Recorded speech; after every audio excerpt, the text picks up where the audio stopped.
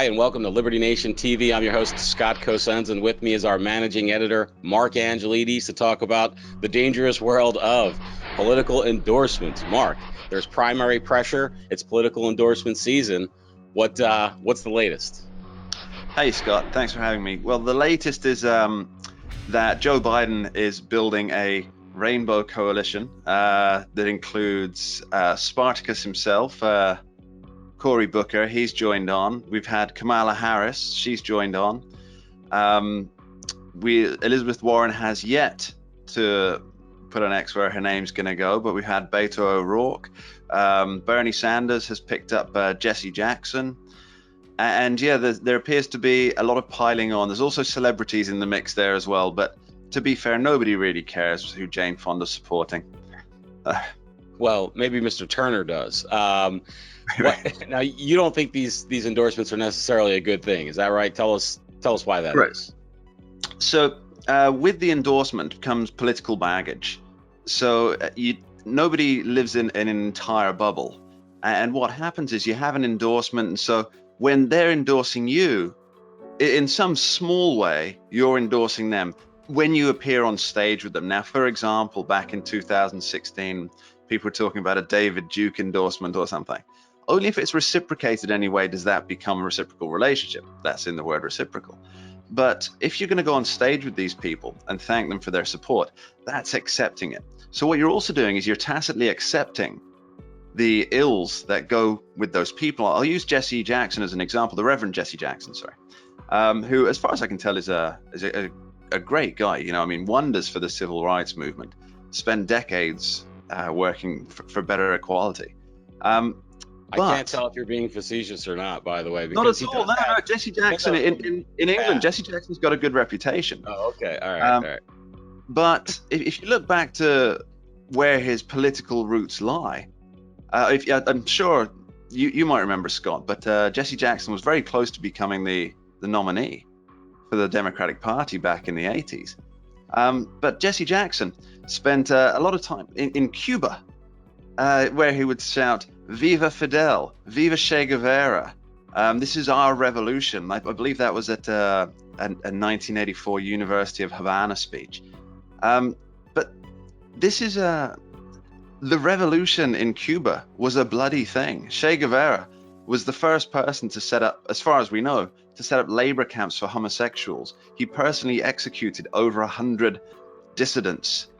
You know, and this is the people that they're supporting. This is all part of a very quiet communism within the U.S. Mark, Joe Biden hasn't appeared with Castro or said anything particularly radical, has he? How do these endorsements damage his campaign?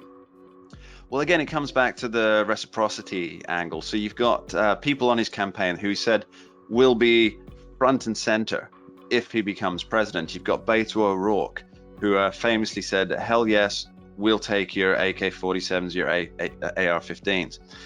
This is somebody who wants literally to go door to door, not himself, I'm sure, taking guns that are legally owned.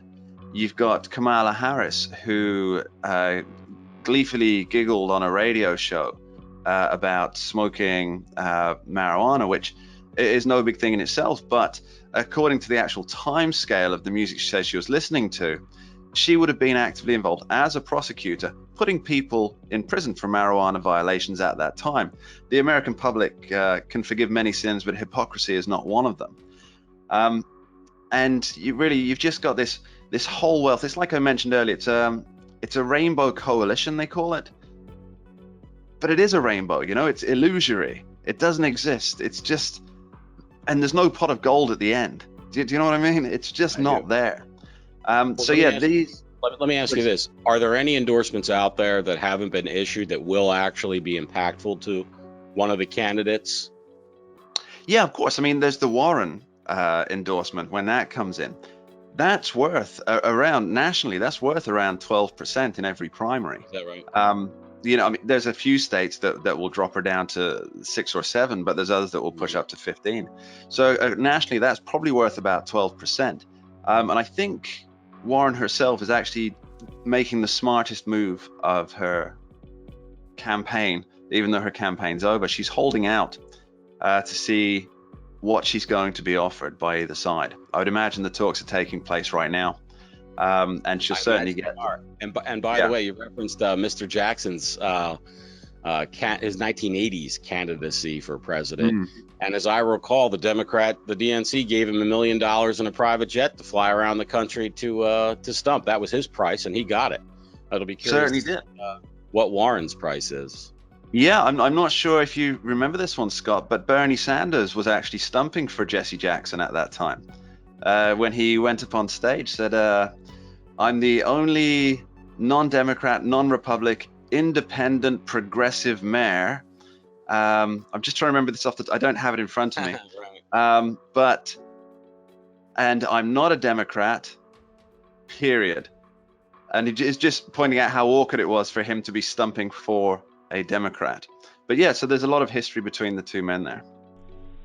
Mark Angelides going deep into the well for the Bernie quote off script, and we'll have more on the endorsements, the nomination, and the election on LNTV. Thanks for watching. Thank you, Mark. Hi folks, Lisa K. Donner here, Editor-in-Chief of LibertyNation.com. We hope you enjoyed watching this video, maybe even learned a thing or two. If so, please take a moment and subscribe to our YouTube channel right down there in the corner. Thanks so much.